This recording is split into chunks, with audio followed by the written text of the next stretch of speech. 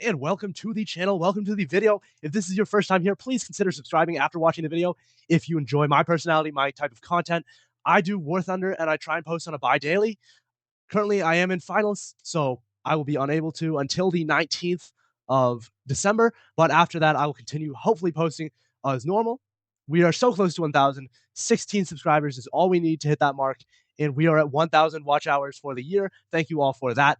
And going on with the video for today, we are reacting to the War Thunder update trailer that just dropped 7 hours ago, or probably like 9 hours ago from when this video is dropped. It is on every single official War Thunder social media, plus a lot of unofficial ones too, probably. You'll get a lot of reactions like this one.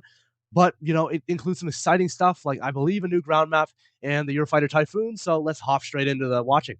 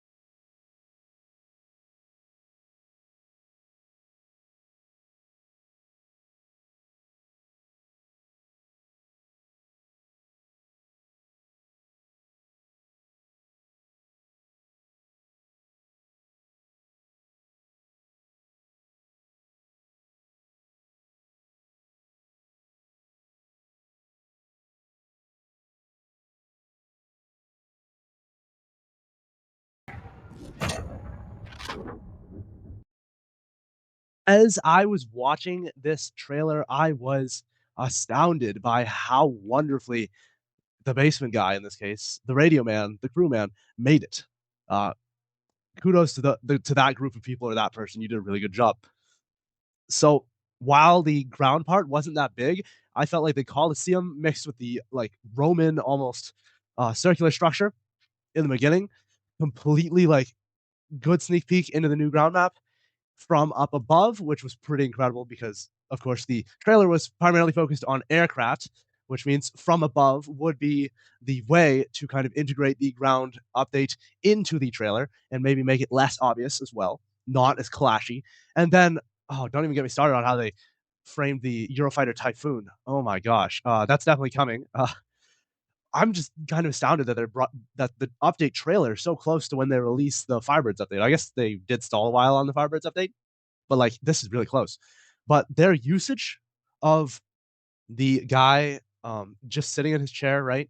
And the graphics too. Oh my gosh. Like looking in Blender and Unity and rendering, like, oh my, I don't even know how much time that they used to model that. Like that's an incredible model, honestly.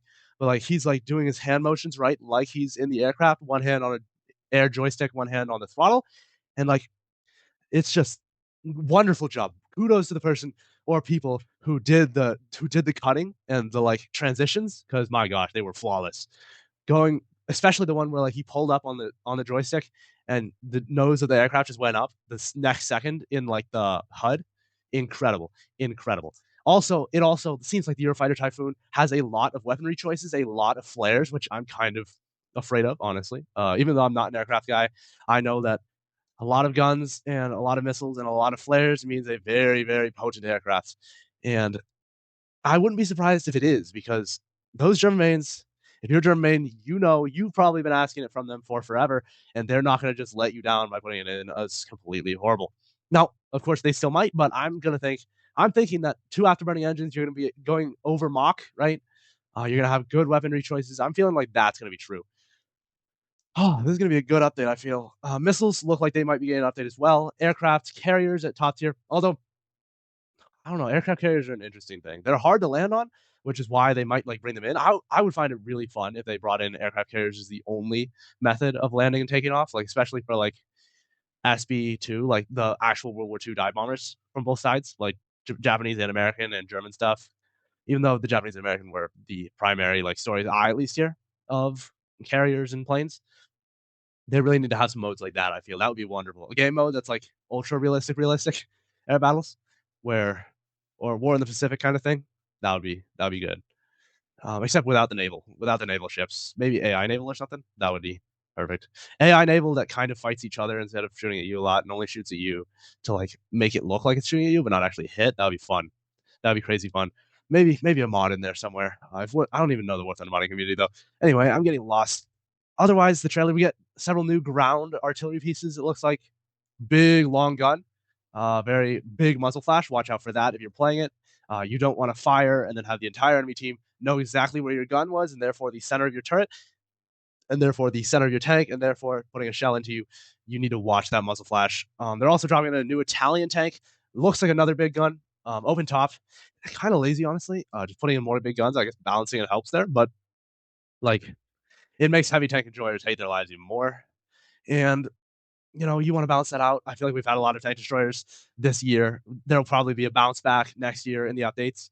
And yeah, by the way, War Thunder, this is probably where I'm going to end my review of the trailer. So this is getting into the outro. But I think a wonderful idea would be to grant players a Christmas gift for logging in on Christmas or before, like a countdown to Christmas of Christmas gifts, like maybe a premium if you log in every day on this countdown of Christmas. I don't know how good that premium would be, or like a currency like Golden Eagles for free or something, like 200 Golden Eagles or something. That would give you a day of premium, or like if you wanted to wait 3 years or 4 years, you get a premium or something, which honestly is good money for you guys. That would, if you give someone 200 GE, they could either get a day of premium or spend money to get more GE. I feel like that is a good method. And by the way, there is a app called Free GE for War Thunder. I have done some research. It looks 100% valid. If you do want to check it out, it's for Android only, unfortunately. Pretty much you do like surveys, and after doing those surveys, you get GE. If you want to do that, I have a referral code down in the description. Pretty much whatever you make on that referral code, it will give that to you and then give me 20% on top, which is absolutely epic. It doesn't remove anything from you. It just gives me 20% on top. It will allow me to get more premiums and make videos on more vehicles. Of course, I will be continuing normal posting on the 19th after finals. So wish me luck. And if you've enjoyed this video, please subscribe to the channel. It really helps. Remember, 16 subscribers away from 1,000. We are extraordinarily close. Anyway, Garda 3D, peace out. Thank you all for watching.